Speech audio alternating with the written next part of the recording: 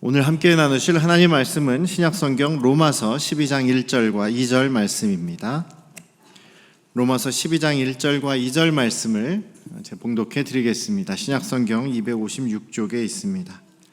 그러므로 형제들아, 내가 하나님의 모든 자비하심으로 너희를 권하노니 너희 몸을 하나님이 기뻐하시는 거룩한 산 제물로 드리라. 이는 너희가 드릴 영적 예배니라. 너희는 이 세대를 본받지 말고 오직 마음을 새롭게 함으로 변화를 받아 하나님의 선하시고 기뻐하시고 온전하신 뜻이 무엇인지 분별하도록 하라. 아멘. 할렐루야. 네, 우리 아버지 하나님의 크신 은혜와 그 놀라우신 한결같으신 사랑이 여러분과 여러분 가정에 충만하시기를 주님의 이름으로 축원합니다. 인간이 만든 발명들이 참 많습니다만 그 중에서 어떤 사람은 참 이 달력, 그 해를 만들고 나를 구분한 사람이 참 누군지 모르겠지만 정말 우리 인간이 발명한 것 중에 가장 참 대단한 발명이 아니겠느냐라는 이야기를 하는 것을 들은 적이 있습니다. 생각해 보시면 어제와 오늘 해가 다르진 않습니다. 조금씩은 다르겠습니다만 저희들은 그걸 잘 분간할 수가 없죠. 해가 지고 해가 뜨고 하는 그 시간과 날들은 비슷합니다. 그런데 그것을 누가 구별을 했는지, 구분을 해놨는지, 한 해가 또 지나고 새로운 해를 시작한다라는 의미를 부여하게 된 것이죠. 우리는 그 의미를 붙잡고 살아가게 됩니다. 고대 사회에서 이 달력은 또 이 해를 나누는 것은 농사와 관련해서 해를 나누게 되었습니다. 농사를 짓는 그런 과정에서는 이제 어느 때에 또 씨를 뿌려야 하고 어느 때 추수를 해야 하고 이런 것들을 분명히 잘 알아야 하기 때문이죠. 그래서 이집트 같은 그런 지역에서는 태양을 중심으로 한 양력이 만들어지고 또 지금의 이집트 바벨론 지역인 메소포타미아 지역은 음력으로 또 농사를 짓는데 또 달의 그런 그 변화나 이런 것을 중심으로 한 음력이 만들어지고 했던 것이죠. 그런데 유대인들은 달랐습니다. 어떻게 달랐느냐? 하나님께서 그 날에 새해의 첫날을 정해 주셨습니다. 바로 6월절을 새해의 첫날로 정해 주셨던 것이죠. 거기에 의미는 무엇이냐면 하나님께서 구원하신 날이 너희들의 해의 첫날이다. 하나님의 구원을 경험한 날이 너희의 해의 첫날이고 그 날을 기준으로 해서 하나님의 구원을 기억하고 하나님을 섬기며 살아가라라는 그런 의미가 있게 된 것이죠. 예수 그리스도를 믿음으로 하나님의 자녀가 된 우리들도 새해를 시작하면서 우리가 그 동일한 마음가짐을 가졌으면 좋겠습니다. 이 한 해의 또 시작과 끝, 또 우리의 한 해의 모든 순간순간들을 주관하시는 분, 시간의 주인은 바로 우리 하나님 아버지시다라는 것입니다. 또 우리에게 있어서, 우리의 삶에 있어서 가장 중요한 것은 바로 예수 그리스도께서 우리를 구원하셨다라는 사실인 것이죠. 그것이 우리에게 가장 큰 의미가 있는 것이 아닌가 싶습니다. 시간이 어떻게 흘러가고 진행되든지 시간의 주인은 하나님이십니다. 또 우리 인생의 주인도 하나님 아버지십니다. 그래서 우리가 미래를 생각하고 내년 한 해를 생각할 때 여러 가지 근심도 생길 수 있고 걱정도 생길 수 있지만 그렇게 걱정할 필요가 없는 것이 우리는 전능하신 하나님의 자녀들이기 때문이다라는 사실입니다. 예수 그리스도를 믿음으로 우리는 시간의 주인이시고 역사의 주인이시고 세상 모든 우주 만물을 창조하시고 운행하시는 전능하신 하나님의 손아래에 있기 때문입니다. 그런데 이제 연말이 되고 또 새해가 되면 사람들이 많이 몰리는 곳이 있죠. 바로 점집들입니다. 또 무당집, 용한 무당집들이 사람들이 많이 붐비죠. 요즘 코로나 때문에 어떨지 모르겠습니다만 사람들이 많이 찾아가게 됩니다. 왜 그렇습니까? 미래를 알고 싶어서죠. 네, 내년 한 해의 운수가 어떻겠습니까? 내년 한 해는 하는 사업이 잘 되겠습니까? 이런 것들을 알기 위해서 또 어떻게 하면 제가 성공하겠습니까? 이런 것을 알기 위해서 또 귀신에게 방법을 물어보고 도움을 받으려고 하는 것이죠. 귀신들을 모시는 그런 점술가들이나 무당들이나 이런 사람들이 있습니다. 그들 앞에 가면 참 과거들을 잘 맞춘다 그래요. 당신 이래서 왔지, 이런 삶을 살았지라고 하면서 잘 맞춘다고 합니다. 왜냐하면 예수 그리스도를 믿지 않는 사람들은 마귀의 종들이죠. 귀신들의 종이기 때문에 귀신들이 따라다닙니다. 그러니 귀신은 서로를 잘 알고 그 사람을 알게 되는 것이죠. 그러나 예수 그리스도를 믿는 사람들, 정말로 하나님의 자녀들은 그들이 제대로 알 수가 없습니다. 왜냐하면 그들은 하나님의 아들, 딸, 저와 여러분들은 하나님의 아들, 딸이기 때문에 우리 안에 성령께서 하나님의 영이 계실 뿐만 아니라 또한 우리를 천사가 마치 수행원이 우리를 보호하듯이 항상 우리와 저와 여러분들과 함께 하시기 때문이죠. 그런데 귀신이 이제 미래를 알려준다고 해도 그 미래는 맞을 때도 있지만 틀릴 때도 많습니다. 왜냐하면 미래는 귀신의 능력 밖에 있기 때문이죠. 미래는 하나님께서 주관하시는 것입니다. 믿으십니까? 우리의 시간과 역사와 우리의 앞에 장래 일도 모두 하나님께서 주인이십니다. 주관하십니다. 믿으십니까? 그렇게 우리는 우리 하나님만을 의지하고 하나님만을 붙잡으면 되는 것이죠. 귀신에게 갔던 사람들이 자기네 문제들이 해결되지 않고 미래가 잘못되는 경우에 가서 따질 수도 있겠죠. 그러면 그들이 하는 얘기는 자기가 알려준 대로 하지 않아서, 귀신이 시키는 대로 하지 않아서, 혹은 정성이 부족해서, 귀신을 기쁘게 해드리지 못해서 그런 이유들을 된다고 합니다. 그래서 더 귀신에게 잘 보여야, 더 귀신을 기쁘게 해야 더 당신을 도와줄 것이다, 이런 얘기를 하는 것이죠. 우리 예수 그리스도를 믿는 사람들은 미래에 대해서 이런 일들을 할 필요가 전혀 없습니다. 다시 한번 말씀드리지만 역사를 주관하시는 역사의 주인, 시간의 주인이시고 세상 모든 만물의 주인이신 우리 아버지 하나님께서 저와 여러분들의 아버지이시기 때문입니다. 그래서 우리가 정말로 주님 앞에 나아갈 때 그럼 우리 아버지 하나님께서 기뻐하시는 것이 무엇인가라는 것을 생각하고 효도하는 마음, 공경하는 마음으로 우리 하나님을 모신다면 우리 하나님께서 우리를 기뻐하실 것이다 라고 저는 그렇게 믿습니다. 하나님 아버지를 기쁘시게 해드리는 것이 너무나 우리의 인생에서 중요합니다. 그런데 그것은 귀신에게 잘 보이고 귀신을 기쁘게 해서 내가 원하는 것을 얻어내는 그런 이기적인 욕심하고는 전혀 다른 것입니다.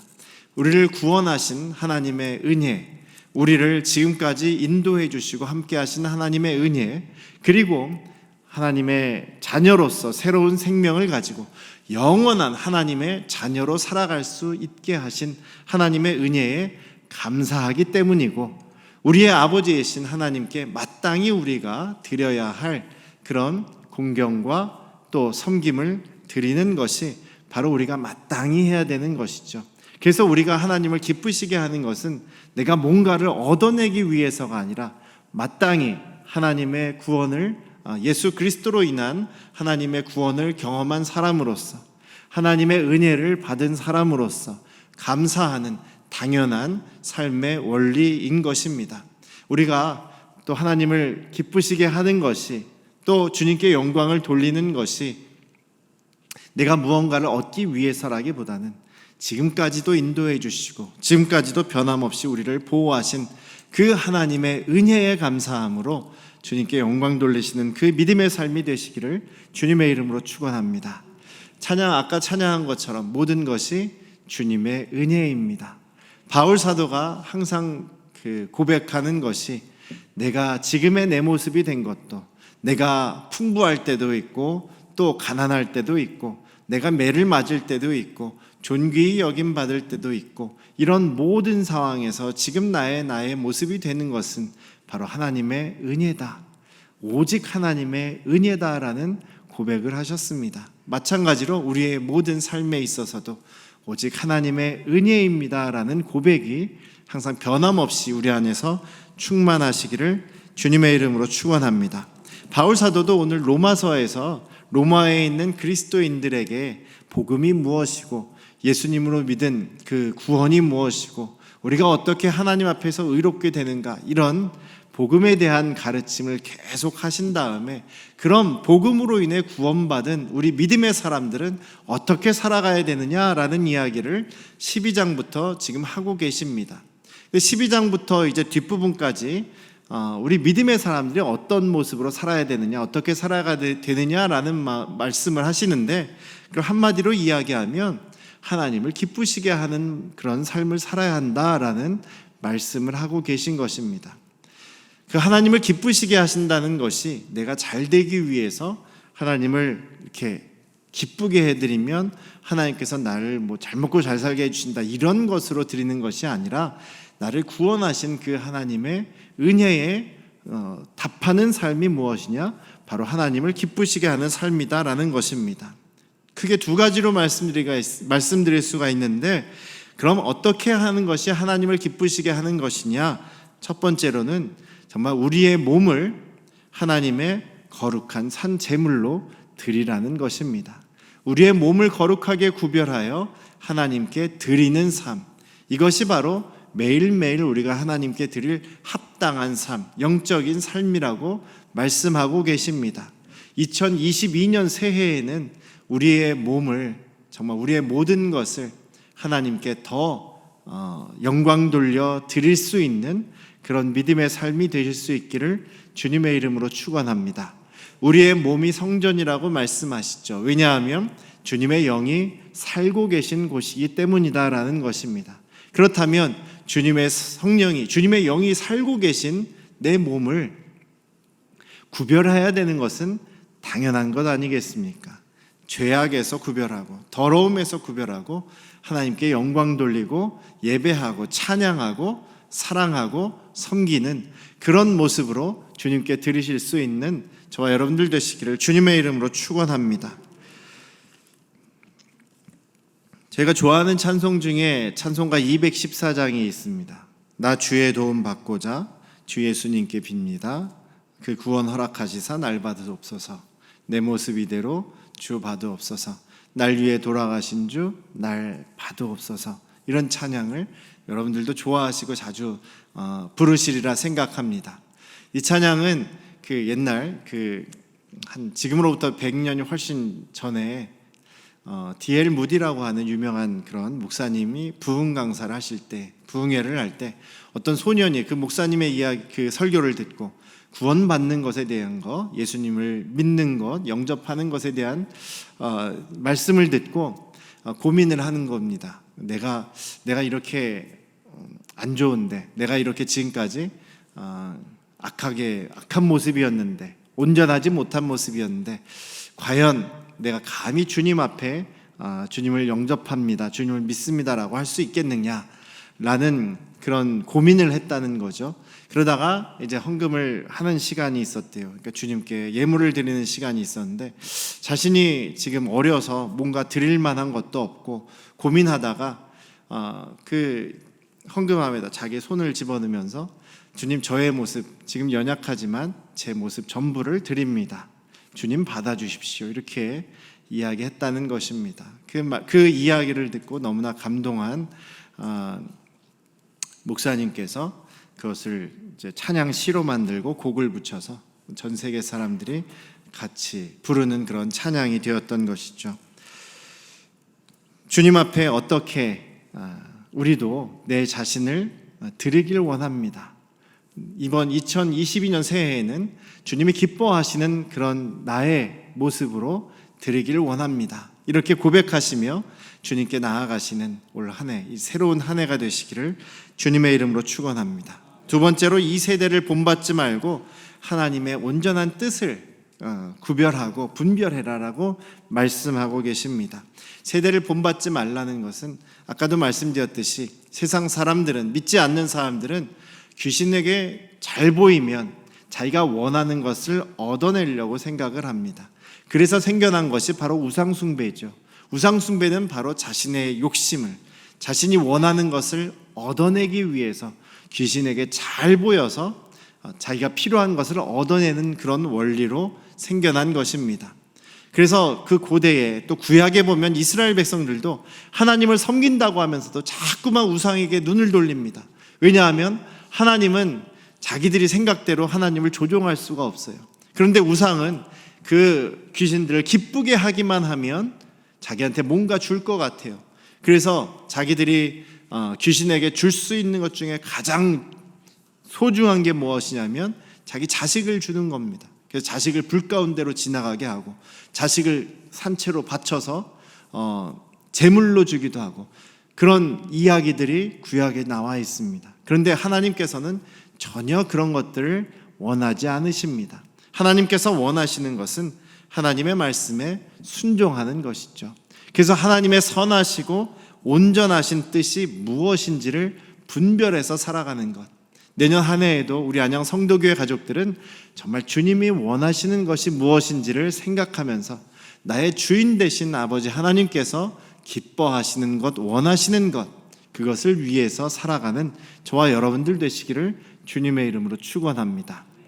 그것을 바울 사도께서는 계속 이야기하듯이 데살로니가 전서를 우리가 나눌 때에도 말씀하셨던 것처럼 믿음의 역사와 사랑의 수고와 소망의 인내라고 말씀하시기도 하죠. 하나님을 사랑하고 이웃을 사랑하는 것이라고도 말씀합니다. 우리 주님이 기뻐하시는 것을 행할 때에 주님께서 다 같은 자녀들이시지만 더 그럼에도 불구하고 더욱더 인도해 주시고 더욱더 귀하게 사랑하시지 않을까. 물론 그런 생각도 해봅니다. 다 똑같이 사랑하시지만 주님이 기뻐하시는 일을, 주님이 기뻐하시는 삶을 살아가는 것을 하나님께서 더욱더 원하시고 기뻐하실 것입니다. 이 시간 우리가 한 해를 맞이하면서 정말 기도하면서 다짐하실 것은 우리의 몸을, 내년 한 해에는 우리의 몸을, 우리의 시간의 주인이 하나님이심을 고백하며 매일매일 주님 앞에 거룩하게 구별되시기를 주님의 이름으로 축원합니다.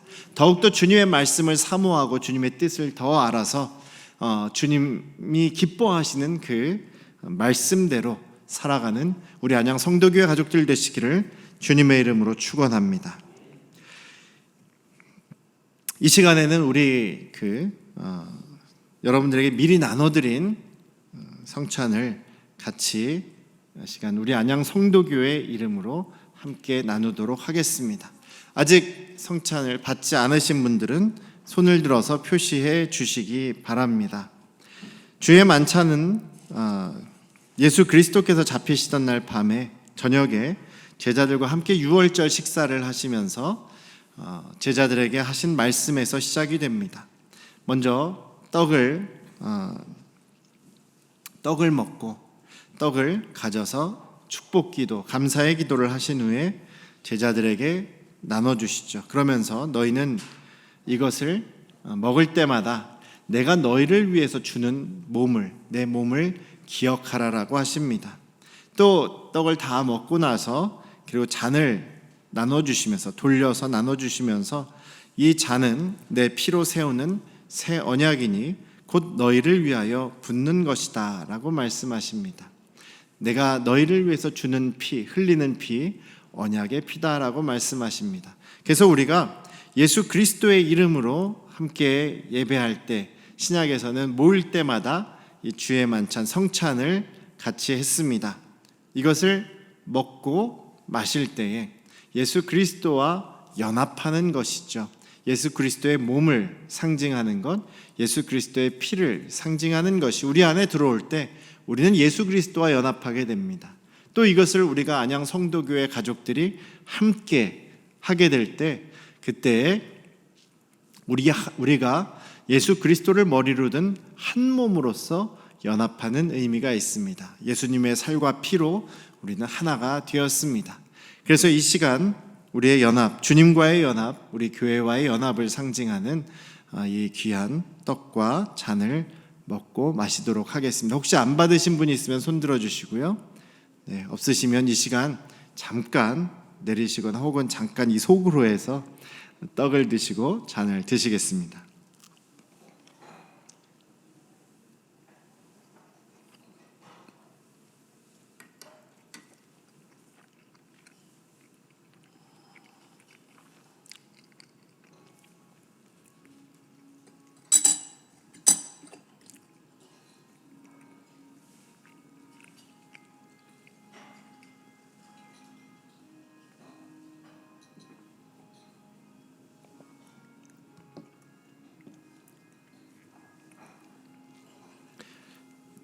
기도하시겠습니다.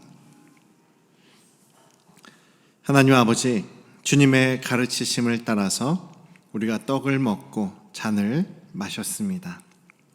예수 그리스도의 몸과 피를 상징하는 그 떡과 잔을 우리가 마심으로 우리 안에 예수 그리스도께서 사시는 주님과의 연합을 또한 고백했습니다. 또한 우리 안양 성도교회 가족들이 함께 이 떡과 잔을 먹고 마심으로 예수 그리스도 안에서 우리가 하나임을 고백했습니다. 우리의 그 연합이 계속해서 강하여지고 예수 그리스도와 한 몸으로 살아가는 그 믿음의 삶이 우리 안에서 더욱더 풍성해지도록 인도하여 주시옵소서. 예수님의 이름으로 기도드렸습니다. 아멘.